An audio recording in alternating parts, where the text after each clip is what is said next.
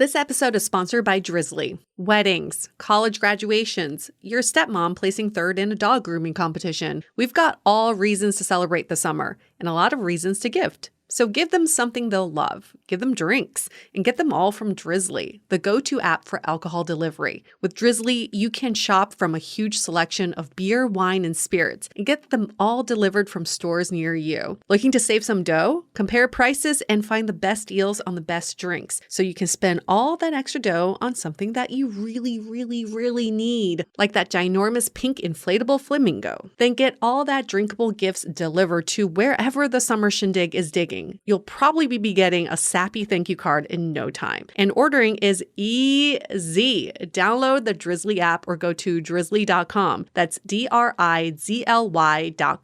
today. Hi, I'm Yui Shu. And I'm Julie Krafchick. We're active daters turned dating sociologists. Here to dive into everything modern dating and relationships. Welcome to the Dateable podcast. Guess what? Season 17, officially. We're back. We are back and we never left. Yeah. It's not like back there was from nowhere. A break from our voice in your ears at all. But to us, we are back because it's official kickstart to season 17. We say this every season, but we are always right. It's like we're bringing you back another amazing, fantastic season of Dateable with new content, new guests, new ways of thinking. And we also want to thank you all for coming along for the ride. And for those of you who've stuck around since the beginning, you're champs. You deserve a trophy. 7 years. Get you a trophy one of these days. You've aged with us. And for all of our new listeners, welcome. And when you get a chance, go through our back catalog. There's just so much. We have a lot of episodes for you to sift through. Always good stuff. Yeah, we started re-airing just a couple of them, but that's 3 of 300. So there's more to go through at any time. I've been thinking about this seasons thing. We started this, with the idea of more TV and other media in mind. And some podcasts do seasons, some just continuously flow. But what I like about seasons is it is a little bit of a refresh for us. And maybe not always on purpose, but there always seems to be a theme of every season based on what we're going through, what we're hearing just in the Facebook community, on Instagram. So another plug to be part of our community in those places, because we directly feed what you want to hear into the season lineup and really think about it. We take a lot of time to think it through. It's also symbolic of our lives. We are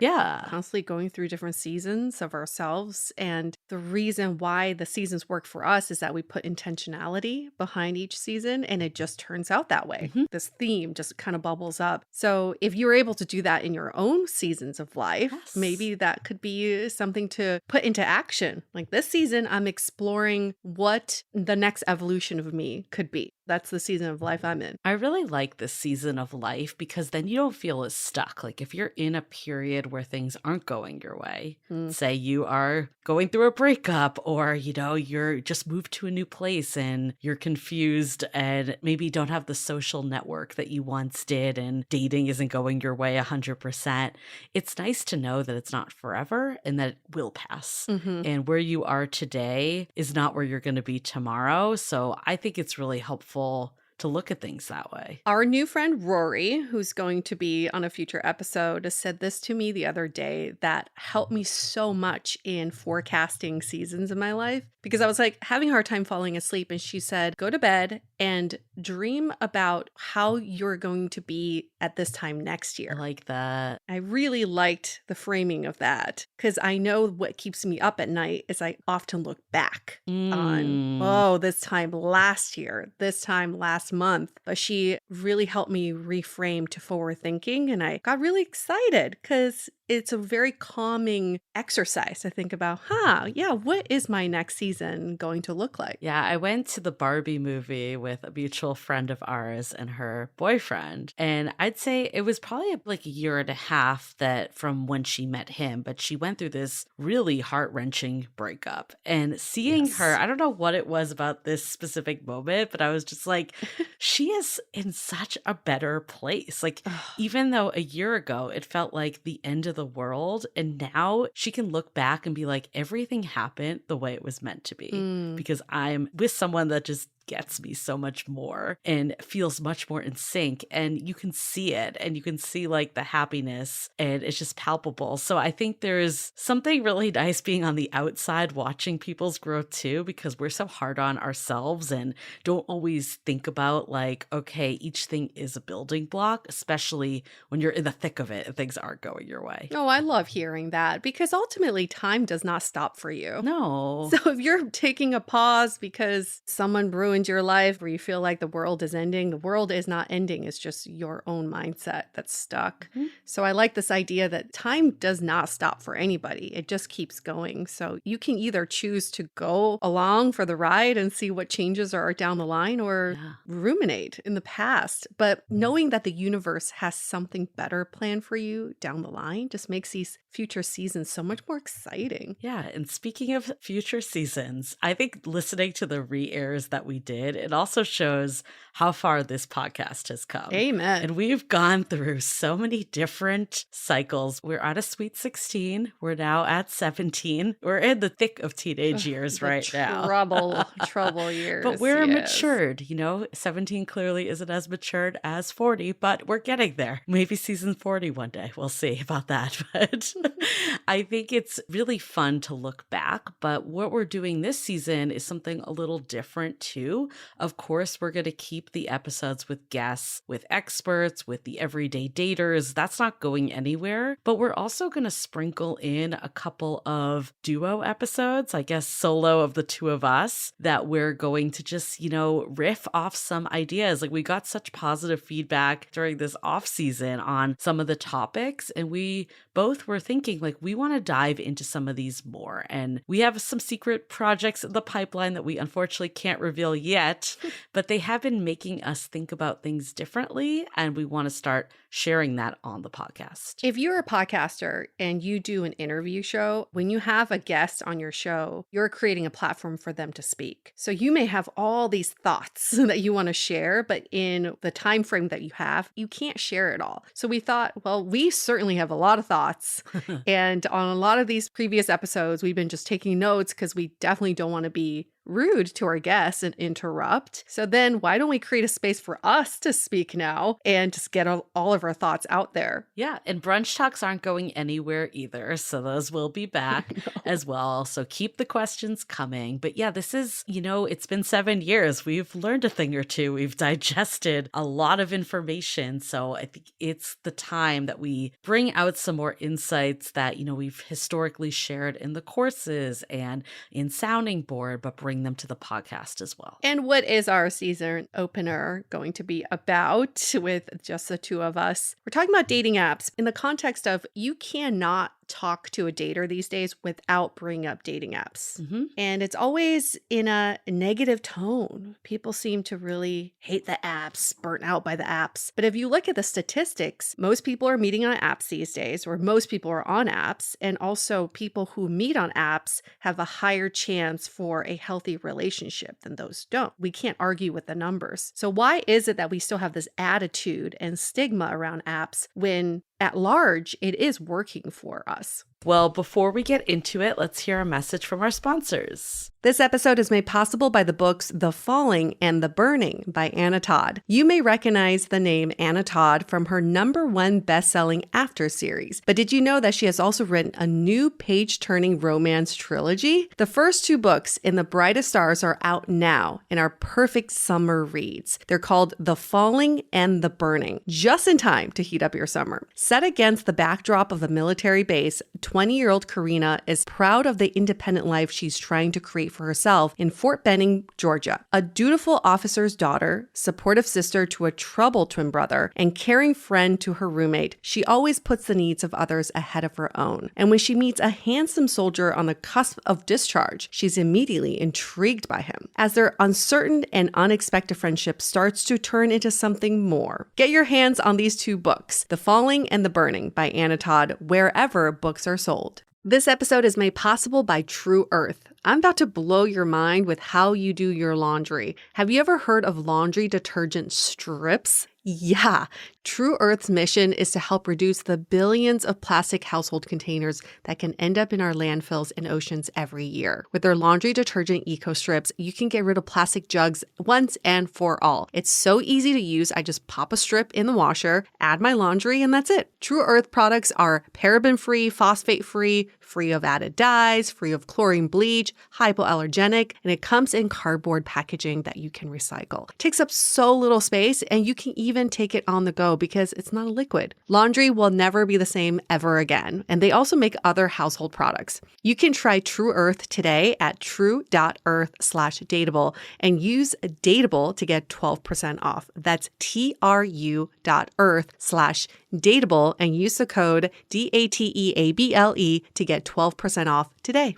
This episode is made possible by Honey Pot. With the heat waves we're experiencing this summer, especially here in LA, it can be hard to stay fresh while you're out and about. That's why I've incorporated the Honey Pot's foaming wash and wipes into my daily routine. Now, one of the greatest things about LA is that I get to spend a lot of time at the pool and the beach. There's always a pool party right around the corner or a spontaneous jaunt to Venice Beach. So for a quick refresh, I love to do a quick cleanup with the Cucumber Aloe Honey Pot wipes.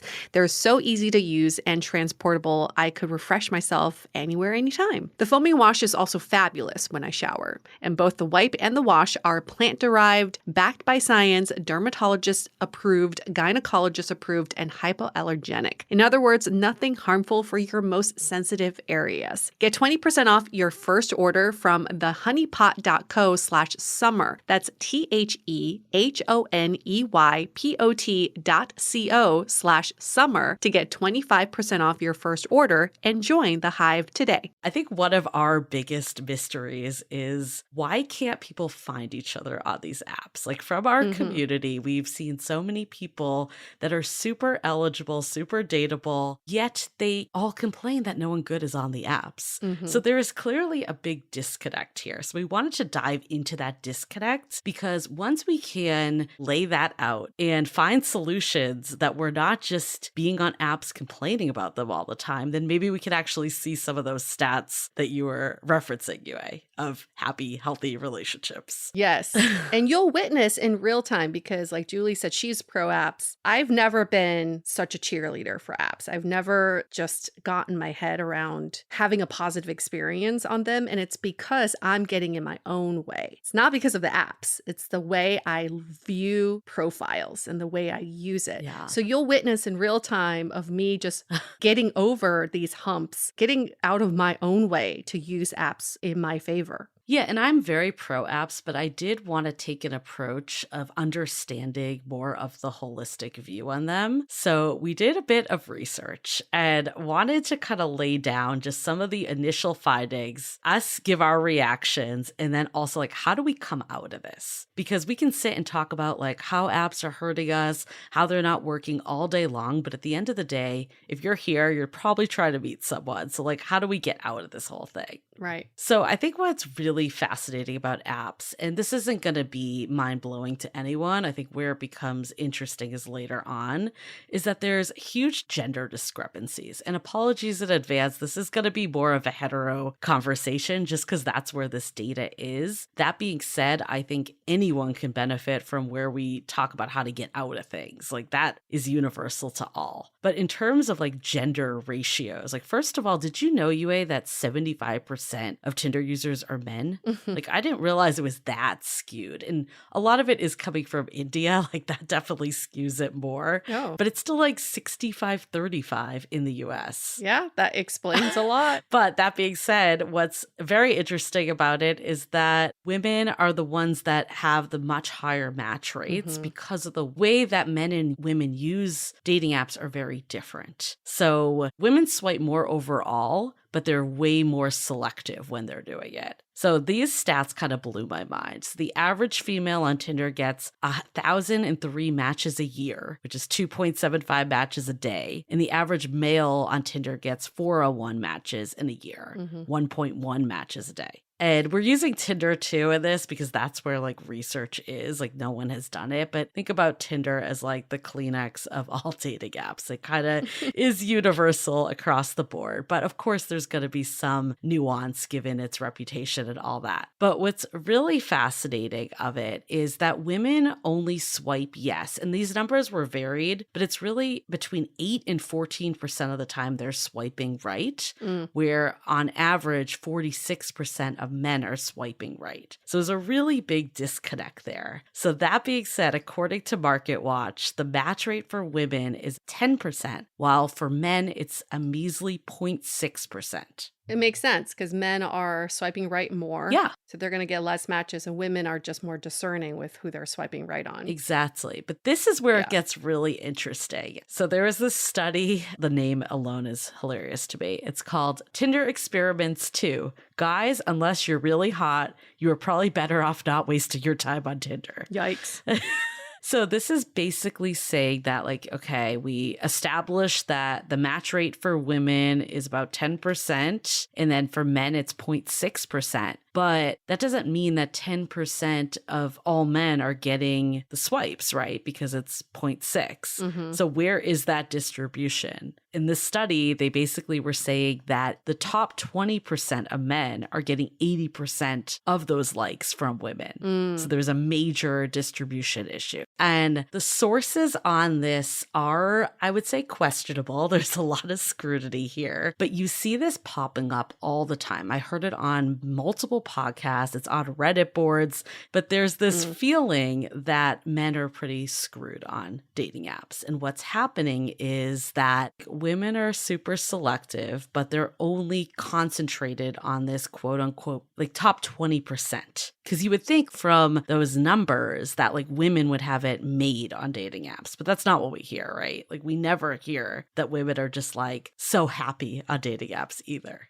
So I want to get your take on this because I think there's definitely some truth. Like, I don't know, like the questionable sources, I get that in the methodology, but I could see some truth to this in the sense that it does seem like, at least anecdotally, when you like talk to your girlfriends, people tend to be like focused on the same type of guys over and over again. For sure. And we will bring this to real estate too. Yes. Any realtor will tell you when you go on Redfin, you'll see which houses are hot, yes, quote unquote. Yes. And those are the ones with the best photos, the best descriptions, and also with an agent who may be attractive. I mean, there are so many variables, and it's just all in the presentation of the profile. Yeah. And that's, I think, one of the challenges with dating apps is that we put such an emphasis on presentation of profiles, especially women. There's studies that like men, because they just swipe through everyone, or like at least 64%, it's really that first photo that they're focused on, where women will go into the profile and really For sure. read every last thing and make that very selective decision. It's fascinating to me just like how much of a discrepancy this is. What about the other way around? Is it the same? Is it like the same 80% of men swiping on the top 20% of women? So they claim not. They basically say because they're open to 64%, like it's much more distributed.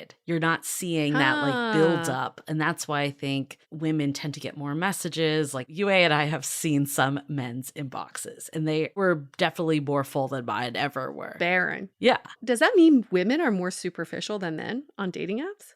I think it's...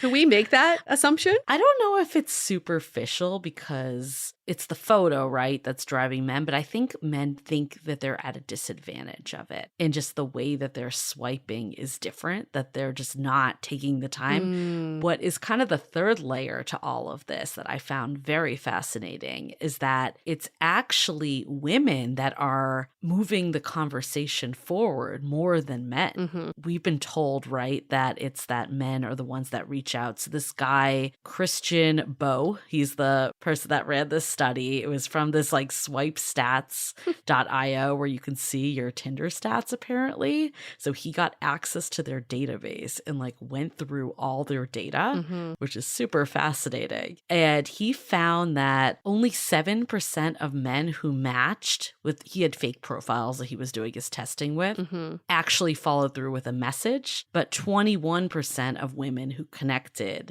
sent a message. And it makes sense because like women are looking a bit more into like the profile and really like saying, okay, this is a choice I want to make. I'm going to move forward with it. Where his hypothesis that men were kind of just, you know, excited by the pure match and then kind of left after that. Men are already giving up before they even message. Yeah. I mean, this is, again, what is circulating on the internet. This is the story that's being told. I'm curious hearing it. Like, do you think this has legs at all, or do you think this is totally bogus? It's hard because I can't speak from a male experience, but I certainly have seen our friends' apps and how they use it. It is completely different because a lot of my guy friends are just happy to get these matches in the first place. And then women almost see it as a nuisance. Like, oh, so many matches today to sift through. Let's see who I want to message first. So that I can definitely see. I also know that like OkCupid did the study years and years ago. And maybe it wasn't based on attraction, but it was based on the same people were getting all the matches. So that's in line with the 80-20. Yes. And it wasn't so much based on traction. I thought it was more based on interests. Like if you had very specific interests, you get all the people who have the same interests. I can see that as well. Yeah, it's weird because I do find a lot of my guy friends do the whole swipe on everybody and then figure out who you want to message. And then by the time they want to figure out who to message, they've already moved on. Like it's already too much for them to think about. And then women are like spending 10 minutes on each profile. Yeah. Do I want to swipe on this person? I don't know. Should I Google them? Should I look at their Instagram? And then once they've already committed to swiping, they feel like I'm definitely messaging this person once it matches, right? I do think this theory does at least explains why both parties are so disgruntled and nothing is happening. The 80-20, I'm not sure if it could be that. I don't want to say yes or no. I guess I don't have enough info to further know. But I do think that the psyche of dating apps, people think that they can get like a level above them at all times. Because when you think about it, it's like you go on, everyone's smiling at you. You feel like everyone on there wants to date you, looking you in the eyes as you go. It's like if you went to a bar, would that ever happen? Probably not. So there is this feeling of like, I have the pick of the litter. I can choose anyone I want on here. And I think that gets in people's way. Right. You wouldn't go into a bar and say, I'm going to approach like the top 1% here. Yeah. You would think, who would I be comfortable approaching? But on a dating app, the first step is we've all represented ourselves one level above already. Oh, yeah. We're already our aspirational self. Yes. And then that representation of you is now going to go out and find a match. So you're like searching 2 levels above. You are going for, I guess, quote unquote, out of your league, which is completely subjective in every sense of the word. I can see that too.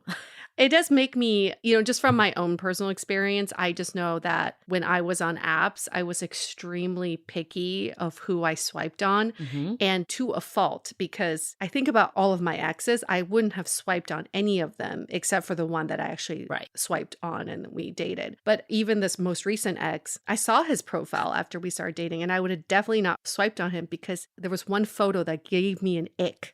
The ick photo? It's like, oh, that's pretty good. And then the fake running photo just gave me the ick and I was like, cannot. If I just saw this profile, I would not swipe on it. Yeah, I think that mentality of just being extremely picky, not in a good way, can limit our chances of meeting someone great. And I think that's why apps have worked for me, is because I actually probably swipe more like a guy. Yeah. Like I would just swipe on anyone that was looked good enough. And I know that sounds bad to say, but I think what it was is that I recognized the limitations because, like you, Yeah. people I met in person never were the people I would have necessarily swiped on that I was attracted to. And there were so many people too that I would show up and they looked nothing like their profile Yeah. photo, nothing. And for better or for worse, I remember even being on a video call with a guy and then like meeting him in person and being like, wait, you don't look the same at all. So I just figured at that point, like I kind of gave up on this, like trying to find my soulmate on the app. It just was like, I'm going to use this purely as an intro and just see how the conversation plays out. And we've talked about this before of like, how do we just look at apps like you're going to a house party? Like, is this someone I'd invite to my house party? You don't have to decide if this is going to be my soulmate and forever partner on the swipe. There's just no way to know. Yes. And the first step to inviting someone to a house party is you have to represent yourself accurately, honestly. I do find a lot of daters have a hard time doing that. I'll give you an example. A guy friend of mine who shall remain nameless, he showed me his app and he is 10 years younger in all the photos, 40 pounds lighter, and no facial hair. He looks completely different. This is what he said to me. He's like, I just want to know that that version of me can get these women, but I would never message them because there's no way I would meet up with them in person and show them who I am today. That could account for why so many men don't message because they're just trying to see like, what is the best representation of me? What can this person get? It's not who I can truly get. Yeah. So one, we just need to be honest with ourselves. My friend Emily has this great line. She's like, I do the no marketing approach. I don't do, you don't like no marketing. Doctor up your photo. You want to meet someone who wants you for you, not the doctored up, filtered 10 years younger version of you. The best thing to do is under promise, over deliver, because we've actually seen this happen a lot with people we've talked to and worked with before. Is they make this super shiny profile and it looks amazing. They're getting all these matches and then they show up and people are like, this isn't who I thought I was going to get. That's just a waste of time across the board. Like, I love this no marketing. Like, this is who I am. You're either going to be attracted or not. And let's go from there. Like, there's no reason to be this aspirational self that is putting up all these photos of you like climbing Mount Kilimanjaro when you went hiking like 5 years ago. And the same applies to when you're looking at profiles too. And you and I, Julie, we've had this conversation about house hunting. Yeah. It's like when you look at profiles, you want to look at the potential. Like maybe some houses don't have the best photos, but you think, wow, this house looks like it's sturdy. It's in a great location, great school system. I think I'll give it a try versus the ones that are highly polished, got the 360-degree view, the virtual tour and like the vibrant colors that have been all doctored up. That house is getting a ton of views and everybody will be trying to get into that house. I think the best hidden gems are the people that don't have the polished profiles, like hands down, because at the end of the day, you want to date someone that's here for a relationship, not someone that's good at marketing themselves and creating a profile. You don't need that in a relationship. You don't need that in a relationship at all. Unless if that you're purely on the apps for validation. Yeah. For vanity swipes, you do you. But if you're looking for a partner, you have to be honest. So I never thought I was going to utter these words, but this is what came to mind for me. Do you remember that terrible book turned into a movie by Steve Harvey that like acts like a lady, think like a man? Do you remember that? Oh, I've never seen that you know movie, what I'm talking but about. Yes, I know exactly what you're talking about. Again, never thought I would utter these words, but I kind of feel like this is the same. Like it's like message like a woman, I won't say lady, and swipe like a man. I think that is the silver bullet here of the best of both worlds. Because here we are, it's like if you just acknowledge, like it's not about being picky or selective or all that. It's just purely acknowledging that you will not know from a profile. And you go through this more good enough invite to the house party mentality. Let's say women start doing this. Then more men are getting swiped on. It's not just that top 20%. And then if we adapt women that are making that message and crafting it. And I think, we're coming out of this world where women recognize that they can send that message, but it's still not the norm. And like, if we can make it the norm for men and for women, because now just no one's sending anything, like that could just get so much more conversation happening. I want to go into the psychological reason of why women don't swipe like a man, and then how I would personally get over that hump because Okay. I'm working through that myself. I think it's rooted in safety, and I'll tell you why. When we go out as women, go to a club, go to a bar, the last thing we want to do is make eye contact with the wrong guy and send the wrong message. Yeah. So we're constantly like heads down. Let's make sure that nobody gets the wrong message because safety is at the core of everything we think about. But for men, it's a numbers game. Like how many men have you seen at a club just, hey, baby, oh, hey, baby, Yeah. you, hey, baby. They're not thinking about safety. They don't care about that. So on a dating app, I think I would take in the same mentality. Like I don't want to give some guy the wrong impression. And then maybe, I don't know, something crazy could happen. But with all the safety measures dating apps have taken in recent years, I think we are safe to do that now, to swipe on more people.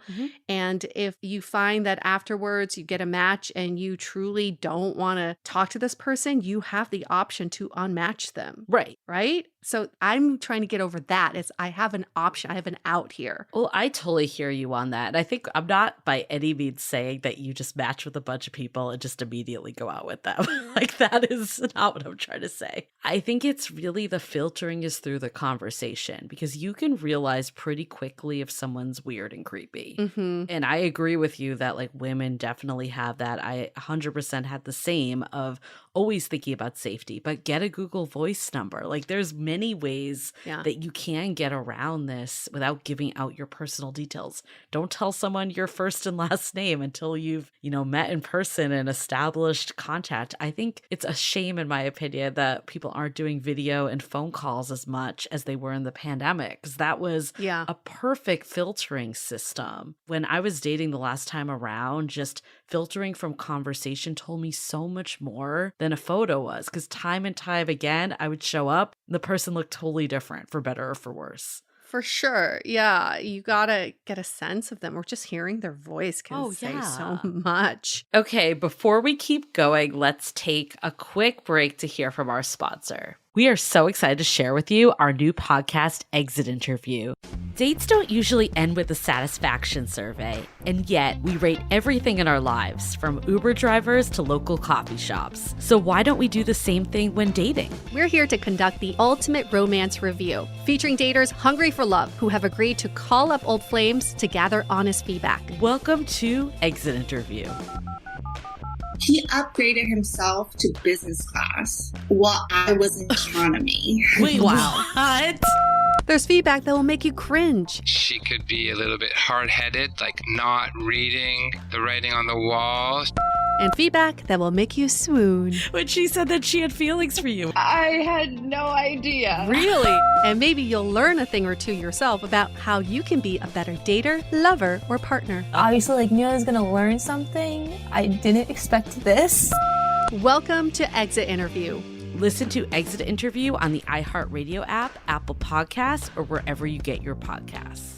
Maybe we should get into some of the ways that we can better utilize dating apps, because I need to hear these myself. And we have talked about them in previous episodes, but I think there was a stat that said 4 photos are pretty much necessary for a profile. And I thought that was interesting. It's like, if you have less than 4, people don't trust you or don't think you fully represent yourself. Yeah. And this is really for all the men. Men just have less photos in general. Try to get at least 4 in your profile. Yeah, I agree. I think with men too, like the last thing you want to do is come off as untrustworthy and sketchy and like a bot or whatever it might be. The more trust building you can put in your profile, that's going to help you. I actually think the bio matters a lot more for men, the way that women use dating apps, than it does for women. For women, it's like, how do you get that first photo to be really solid and really represent yourself in a way that's positive?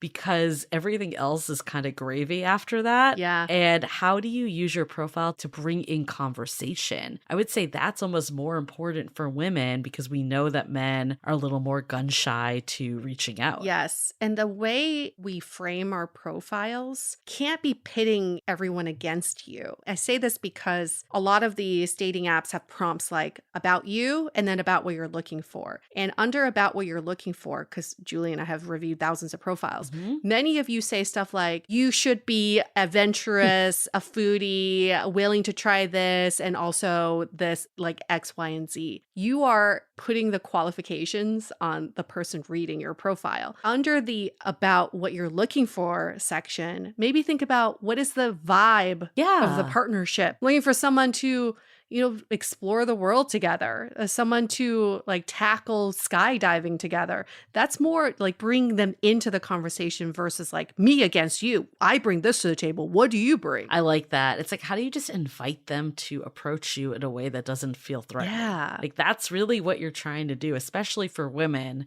as we're finding that, especially like women, if you're the ones reaching out, it's more in your control, but you want to also invite people to reach out. Yeah. I think the other thing we need to be aware of are the biases that dating apps are doing. Yeah. When all you have to look at is height and occupation, like that's what you focus on. And because you don't know if someone's like a nice person, you don't know if they're kind and generous and loyal, like you don't know those qualities. So that's why the top 20% ends up being based on these superficial qualities. So if you can recognize that this is actually misleading you and open up as much as you can, and that doesn't mean you have to swipe on every last person, but you want to swipe beyond that top 20% so you can actually have people that are going to respond back to you. Yeah, like keeping an open mind and understanding that when I go through the ick part, like this is an ick photo, am I being just judgmental here? Yeah. Can I like open up that a little bit? Why is a fake running photo so ick to me that I don't want to swipe on this person? That's my own problem that I would need to work through, right? And also, like, if you're in a relationship with them, how often are they going to be fake running?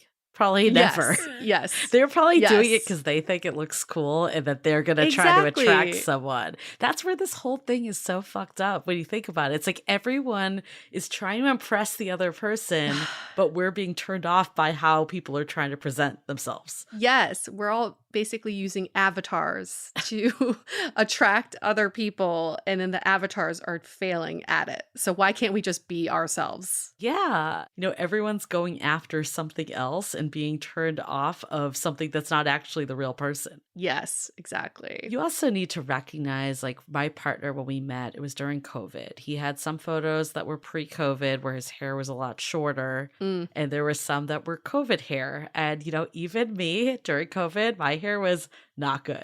But I also recognize, like, people can get haircuts. Like, it's not like who they are Yeah. forever. Like, I feel like it's like what you were talking about with the real estate analogy. Like, I remember when I was looking for places, like, my brother was like, get the place that has like the ugly wallpaper. Yes. It's so easy to tear that down. Like, you can paint a room. Yes. Like, that is the easiest fix you can do. So I'm not saying like you should go and try to fix people. That's not what I'm trying to say. But like, be aware of things that actually like might not even be for the long term in any way. Oh my gosh, that's so true. Because I was looking at my place, I had an ick photo. There was an ick photo that I saw, which was their Peloton in their bedroom, but it was like in the middle of the room, and I hated the placement of it, and I just couldn't get over it. And then I was like, no, that's not my Peloton. Right. Like, I can Right. rearrange the room however I want. It's just how they chose to present this room. So yeah, there are so many parallels. I want to bring this out because I think people don't understand how much time they're spending on dating apps, and it's good to take inventory of it. So according to Badoo, which is like the largest dating conglomerate in the world that nobody hears about in the US. Isn't Bumble part of them or something? Bumble, yeah, but they never talk about it. The average person under the age of 30 spends 10 hours per week swiping.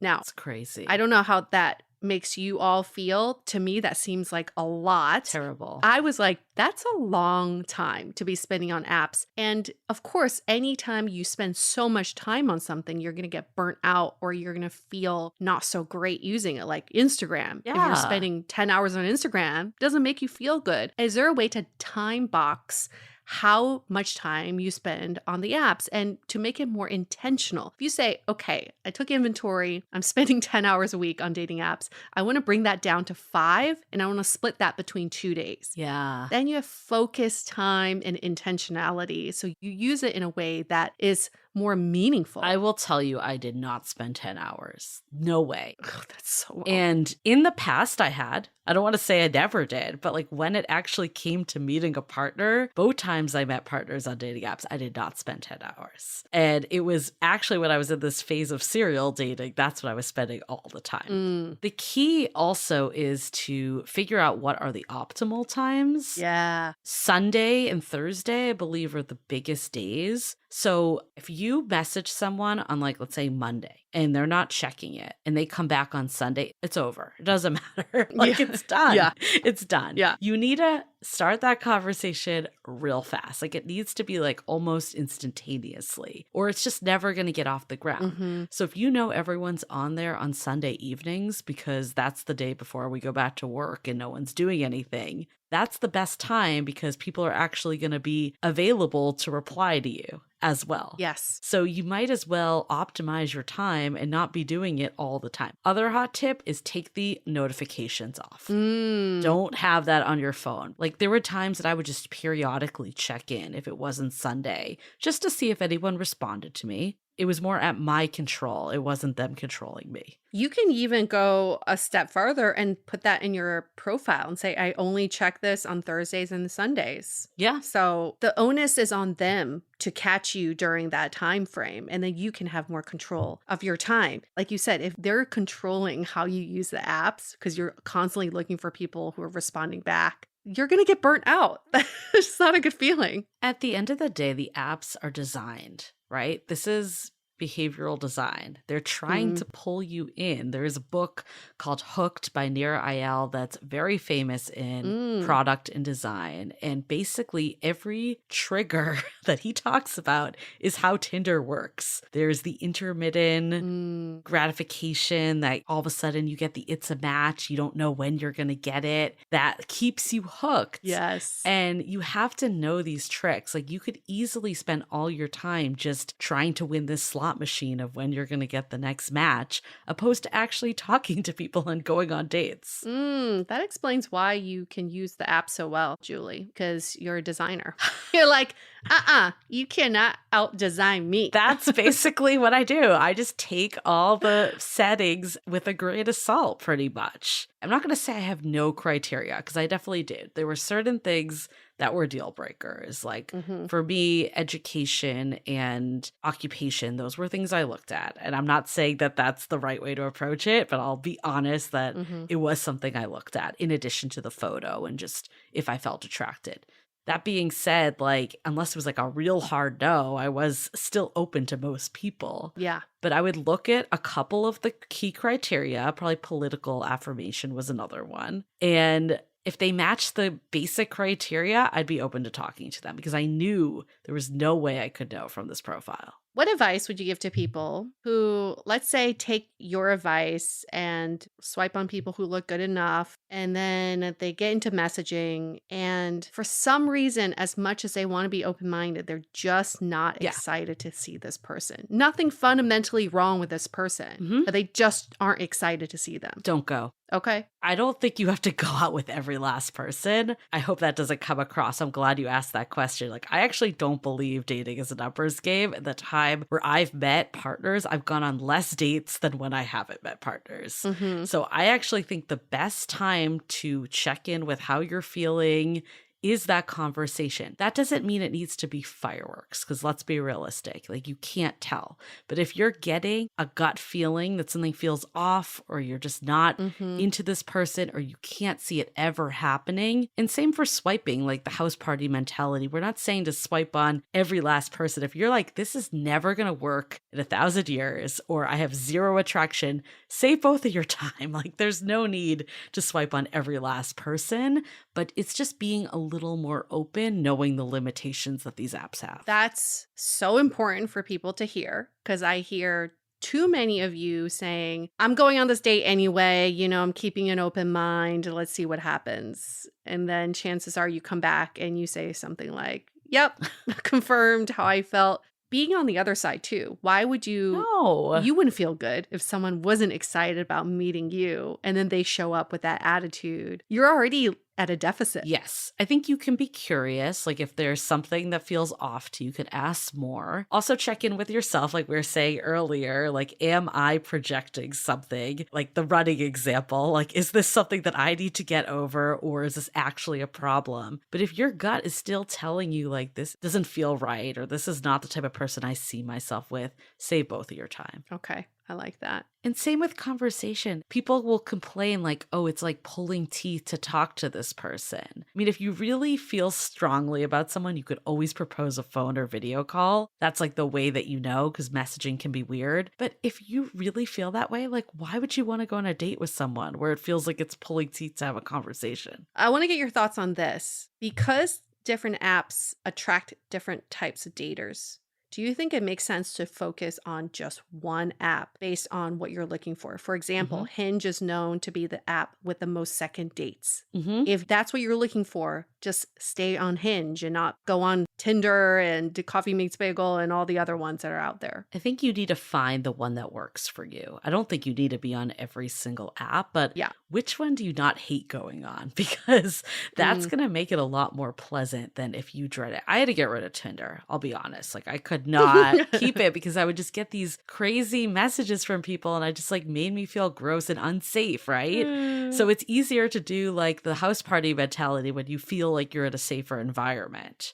I don't know if I would do that on Tinder, for instance. I think it comes down to maybe not the reputation of them, because I do think every app is so different based on your city or your demographic. That being said, it could be something you try out. Like I think you try out one or two, see which one you're feeling like you're getting the best results from, in the sense that like you're either getting matches or you're getting conversations started, and then check in with yourself, like which one do I actually maybe semi-enjoy being on and don't absolutely hate the entire process, and then double down on 1 to 2. And then in the same vein of narrowing down on apps, what are your thoughts on paying for apps and what that says about someone else who's paying for the app? Because here are some stats on the percentage of paying customers per app. 51% of people on Tinder are paying customers. Wow. Which I thought I'm shocked. Yeah. 32% on Bumble, 31% on Match, 28% on eHarmony. Yeah. And then Hinge is actually kind of towards the bottom, 20%. I mean,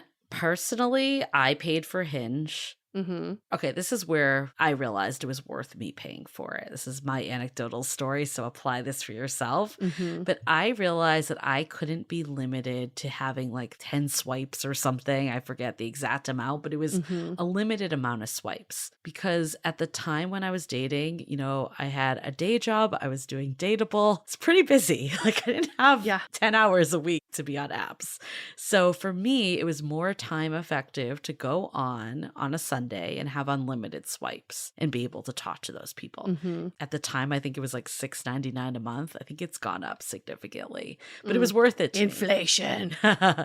That being said, like when I talked to my partner about it, he actually found it the opposite. It kept him motivated to do it every day, and it was less overwhelming to have unlimited. Oh, I see. So he liked having the cap. So I think it actually comes down to your own habits and what's going to work the best for you. Yeah. And what actually is in line with the way that makes the app not terrible to use. That's a good point. Yeah, it's like what your preferences are, and you know yourself best. Yeah. OkCupid reports that the sweet spot for online dating messages is between 40 and 90 characters. And when I think about what 40 to 90 characters is, it's just enough to say hello and to ask a question with some substance. Did you find that to be the case for you? They're not short messages, but they're not novels. I actually think that makes sense. Like I didn't know that stat until you brought it up now, but I was actually re-listening to the episode that we did with Vanessa Van Edwards, who, you know, talks about like hacking human connection. And we talked about opening lines. And she said like starting off with something to open it up, like, hey, how are you? Or something that is very standard actually made you feel more approachable than when you came out with something that was like a little wacky and out there. And then you could ask like the more unique prompted questions. So saying, hey, how's it going? Or how's your weekend? People get upset if that's all you say. But if you said that plus, oh, I noticed in your profile X, Y, and Z, that could actually be a winning combination. I actually actually think one of the worst things on dating apps are all these weird prompts of like opening lines.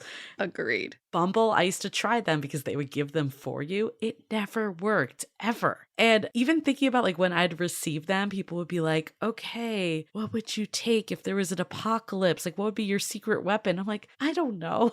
Like, what do you even I know. say? Doesn't say anything about who you are. And then I didn't respond because I didn't know what to respond with. So it just becomes that dead end again. Right. I feel like there's all these like weird app dynamics instead of just treating people like you would if you were meeting them. So just talk to someone how you would if you were to meet them in real life. I went to a networking event and someone found me after on LinkedIn and said, I saw your dance videos. What's your favorite dance move? And I'm like, I don't know. Wait, what? Do you want to get to know me, or is this a dating app? I wasn't sure. It just feels so contrived because you wouldn't talk to someone normally like that. So why would you talk to them in a dating context like that? I agree. The prompts are really strange. They're weird. And who came up with them? I feel like they're just harming people. Again, there's all these like weird things about dating apps that just actually harming us instead of helping us in any way. And if you get sucked into these dynamics of crafting the perfect opening line and the best profile, like you're just going to be on dating apps forever. Yeah, no kidding. And never meeting anybody in person. But you may have perfected the art of a dating app profile. Congratulations. And let's be honest, Yue, if a really attractive guy reaches out to you, someone that you're like excited about, and he says, hey, how's your weekend? Are you going to not respond because he said that? Ew. Ew. Why would you be so casual? Like, of course I'm going to respond back to him. I actually think too, when you don't dwell on this stuff, it actually makes them a lot more enjoyable because you're not spending hours dissecting profiles and thinking about what to say. You're just living life. It's an extension almost of if you were to meet people. That's really what they are, introductions. Yeah. And you've always said that. I always felt that was such a great way of looking at it. It's not a soulmate introduction machine. It's purely for you to expand your network and meet new people. That's it. You would never apply the same standards and filters in real life. You wouldn't be like standing on the street. You have to be 5'10" and a half and have this degree and do this to talk to me, to even talk to me on the street. Like that would never happen. Right. That's such a good point though. And I think we need to remember that like as people are swiping to be like, okay, if I met this person randomly, I wouldn't know this information. Let's pretend I don't have this information, you know? I actually have heard from people saying that Fields, you know, it's a non-monogamous app, so take it for what it is. But I guess there's a lot less emphasis on like height and different attributes. That's good. You know, we did this episode actually with Rayanne from the Confident Collective, and she was saying that she was a heightist and always would fixate on it. But then when she used this app, she wasn't asking or thinking about it because it wasn't there. And that's so important to remember. Again, it goes back to find the app that works for you, that you enjoy and look forward to using. And I hope what else comes out of this conversation is that we feel empowered to change the statistics. Let's not be bound by them just because women get more matches and the top 20% blibbity blah doesn't mean that we can't change it all. I mean, there's some stats that are infuriating to me. Like, for example, women who are 21 get the most messages on apps.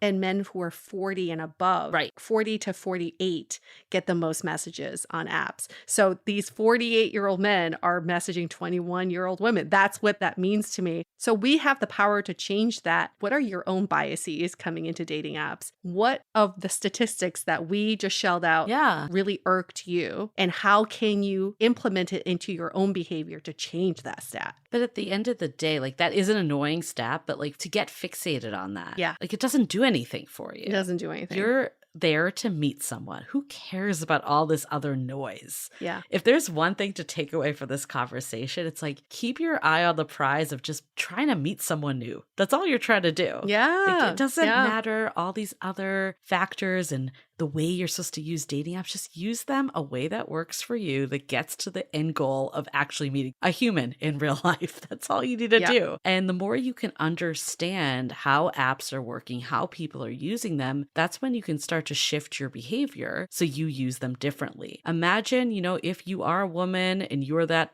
type of woman that spends hours dissecting profile, maybe just try for a week this other approach. See what it does for you. Yeah, make it work for us. It's a vehicle created for us, not against us. So with all this talk about dating apps, and maybe now some of you are motivated to use it in a different way or to get back on the apps, we have just the thing for you. We have our 22-day dating app reset challenge. It will help you change your dating app behavior in a way that makes it work for you. So every day for 22 days, you get one new challenge or one new way of looking at the apps.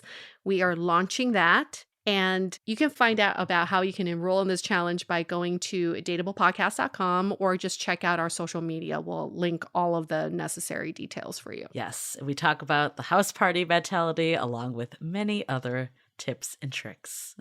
Well, I'm so glad we got to unpack that. It's been top of mind for both of us. And yeah, we did it. Love talking about this topic. Again, we are so happy to be back for season 17. If you have any topic requests, guest requests, questions for Brunch Talk, you can always email us hello@dateablepodcast.com or DM us on Instagram @dateablepodcast. Or better yet, leave a rating and review on Apple Podcasts, 5 stars. And in the body of your review, tell us a request for an upcoming episode, and we will bump that to the top of our request list. On that note, we're going to wrap up this episode. Stay dateable. The Dateable Podcast is part of the Frolic Media Network. Find more podcasts you'll love at frolic.media/podcasts. You can follow us on Instagram @dateablepodcast and visit dateablepodcast.com for access to all the episodes and our premium programs. Also, make sure to subscribe today if you haven't already on Apple Podcasts, Spotify, or your favorite podcast platform, so you are the first to get all the latest episodes. And most importantly, stay dateable.